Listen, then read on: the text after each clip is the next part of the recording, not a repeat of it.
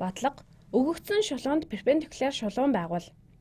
Хэрэв би энэ шулуун дээр дурын хоёр цэг сонгож аваад тэдгээр хоёр цэгээс ижил зайтай байдаг шулуун байгуулвал тэр шулуун перпендикуляр шулуун болно.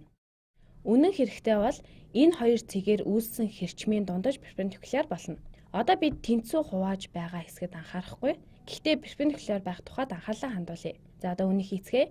Би гортгоороо тойрог зурах гэж байна. Энд байгаа цэгийг сонгоё. Радиусаа өөрийн хүснээрээ тааруулж болно. Гэхдээ би энд ингээд үлдээе. Одоо өөр нэг тойрог зуръя. Энэ удаа эхний тойргийн шулуунтай үүсгэсэн огтлол дээр төвөө байрлуулъя. Тэгээд дараа нь радиусаа тааруулахдаа эхний цэгтээ давхцуулъя. Одоо энэ хоёр тойргийн огтлолцолд үүссэн цэгүүд сая байгуулсан төвүүдийн аль альнаас нь ижил зайтай байна. Тиймээс би энэ хоёр цэгийн шулуунаар холбож зуръя. Ингээд энэ шулуун манай анхны шулуунтай перпендикуляр болж байна.